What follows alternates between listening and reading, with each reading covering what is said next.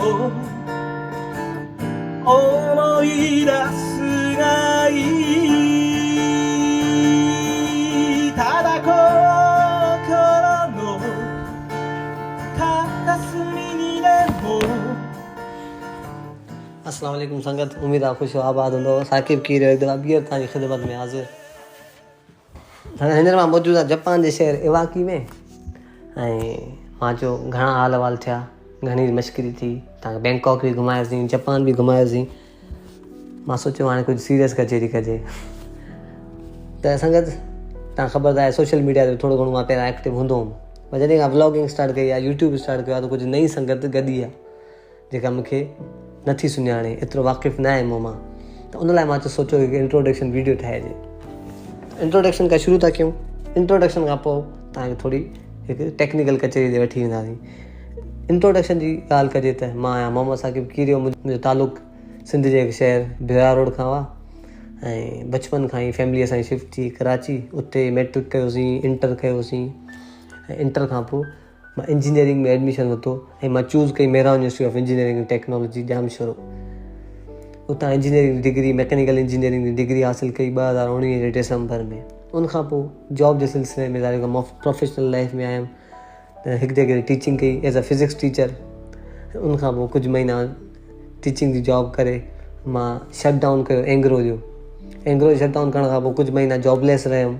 उहो 1.5 महीने जो शट डाउन हो ऐं उनखां पोइ मूंखे सेफ्टी इंजीनियर जी जॉब ऑफर थी जमपीर मां उहा जॉब कुझु न हुजण खां हुजणु बहितर आहे। ज़ाहिरी ॻाल्हि आहे, मुंहिंजी इंजीनियरिंग फील्ड आहे मैकेनिकल इंजीनियरिंग ऐं मूंखे सेफ्टी इंजीनियरिंग जी फील्ड ऑफर थी त जमपीर में एंटर थियुमि। उनखां पोइ वक़्तु गुज़रंदो रहियो। कुझु टाइम खां पोइ मूंखे मैकेनिकल इंजीनियरिंग जी जॉब ऑफर थी जमपीर जे अंदरि ई चाइनीज़ कंपनी हुई, उन मूंखे ऑफर कई ऐं एज़ अ मैकेनिकल इंजीनियर मां उते विंड टर्बाइन जा प्रोजेक्ट्स कंदो हुउमि ऐं उहे इंस्टॉल कंदो हुउमि। त 2 प्रोजेक्ट्स कया।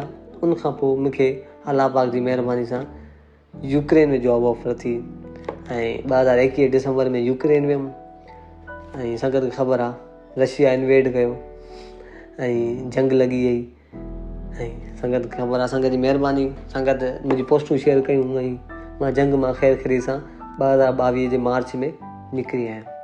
पोइ संगत कुझु महीना गुज़रिया, पाकिस्तान में वरी विंड टर्बाइन प्रोजेक्ट ते कमु कंदो रहियुमि ऐं उनखां पोइ जॉब ऑफर थी मूंखे यूएई में जॉब ऑफर थियण खां पोइ थी त सही, पर वीज़ा सही न लॻे। 9 दफ़ा मुंहिंजो वीज़ा थी वियो रिजेक्ट। तव्हां ख़बर आहे यूएई जा हालात, नथो ॾे वीज़ा पाकिस्तानियुनि खे। पोइ अलाए कहिड़ा कम था कनि पाकिस्तानी हुते, वीज़ा नथी, नसीब में न ई रोज़ी। त इन करे वरी पाकिस्तान में ई कंटिन्यू कंदो रहियुमि जॉब खे, पंहिंजी विंड टर्बाइन जॉब खे। फील्ड मां इहा ई चूज़ कई, मां चयो इहा छॾणी न आहे। इन रीज़न छा आहे उहो मां तव्हांखे रीज़न पोइ थो ॿुधायां। त कुझु टाइम खां पोइ अलाह पाक अञा बहितर मुंहिंजे लाइ सोचियो ऐं उहो 600 मेगावाट लाउस जो प्रोजेक्ट। संगत लाउस वियुमि। लाउस थाईलैंड जे नॉर्थ में कंट्री आहे, क़रीबाणो मुल्क आहे। उते 600 मेगावाट जो प्रोजेक्ट लॻो। उहो प्रोजेक्ट कयो ऐं पर जॉब हंटिंग मां कोशिशि कंदो रहंदो हुउमि। कंपनी साॻी चाइनीज़ कंपनी जेकी तव्हां ॿुधाई, उहा ई मूंखे घुमाए पई। त लाउस में प्रोजेक्ट ते वियुमि, 3-4 महीना कमु कयो त हिकु new company, multinational company Thailand based, उते मां इंटरव्यू ॾिनो ऐं अल्हम्दुलिल्लाह अल्लाह पाक जी महिरबानी सां उहो इंटरव्यू क्लियर कयो ऐं उन्हनि मूंखे जापान मोकिलियो ऐं मां तव्हांजे साम्हूं मौजूदु आहियां जापान में। संगत इहो थियो इंट्रोडक्शन। हाणे संगत कुझु कयूं था टेक्निकल हाल अहिवाल।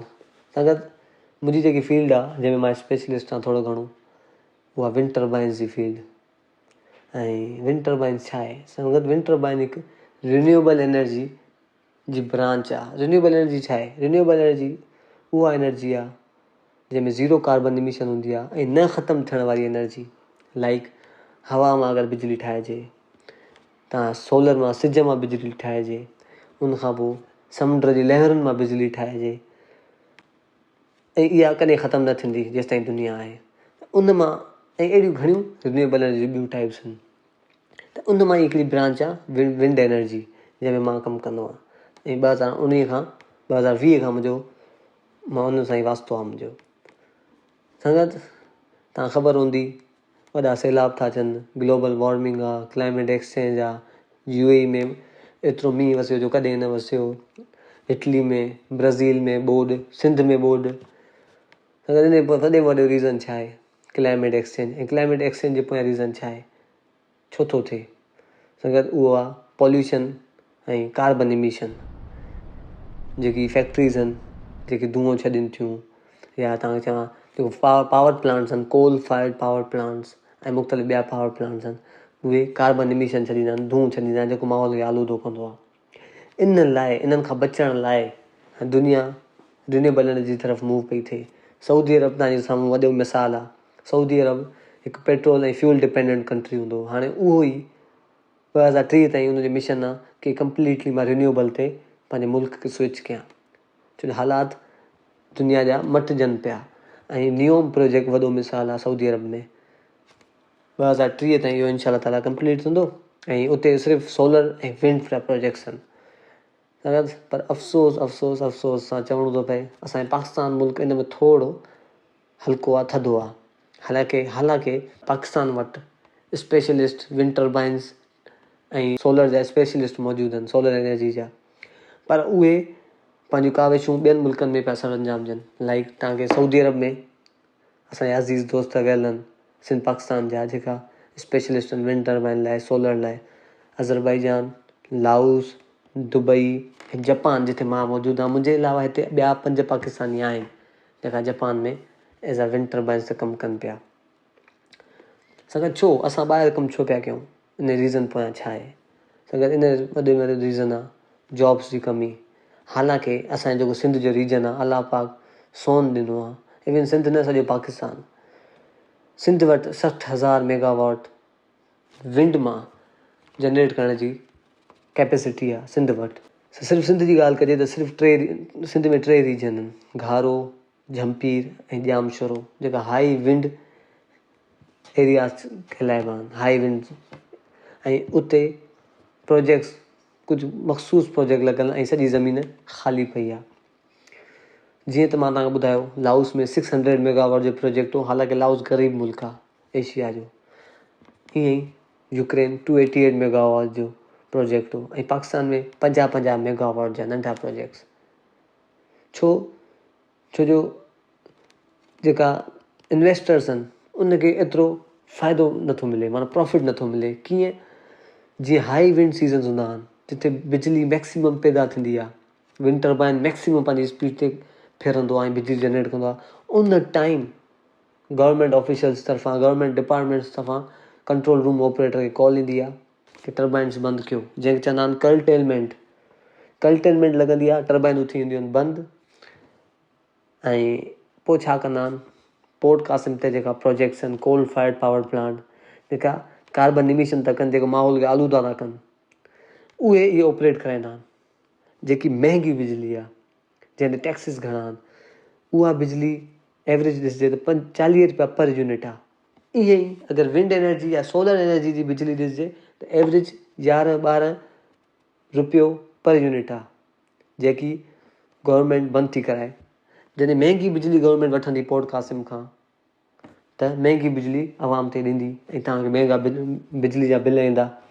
जॾहिं सस्ती बिजली बाए कंदी त सस्तो बिल ईंदो, पर बाए करे नथी, कर्टेलमेंट थी लॻाए छॾे। कर्टेलमेंट लॻाए थी त जेका इन्वेस्टर आहिनि, जंहिं टर्बाइन्स लॻाया, उनखे फ़ाइदो नथो थिए त उहे नया प्रोजेक्ट्स नथा आणनि। त असां बेरोज़गार पाकिस्तान में वेठा हूंदासीं ऐं उनखां पोइ असां ॿाहिरि जॉब ॻोल्हींदासीं, जापान में, सऊदी अरब में, मुख़्तलिफ़ कंट्रीज़ में। त संगत असांखे सभिनि खां पहिरियों इन लाइ अवेयरनेस खपे इन शइ जी। अवेयरनेस लाइ मां वीडियो ठाही, मां चयो संगत खे, दोस्तनि खे अवेयरनेस ॾियां कम अज़ कम रिन्यूएबल एनर्जी जी, विंड एनर्जी जी। ऐं असांजी गवर्नमेंट खे खपे, गवर्नमेंट ऑफिशियल्स खे खपे कि वधि में वधि रिन्यूएबल एनर्जी ते इन्वेस्ट कनि ऐं इन ते कमु कनि। तो संगत इहे थिया हाल अहिवाल।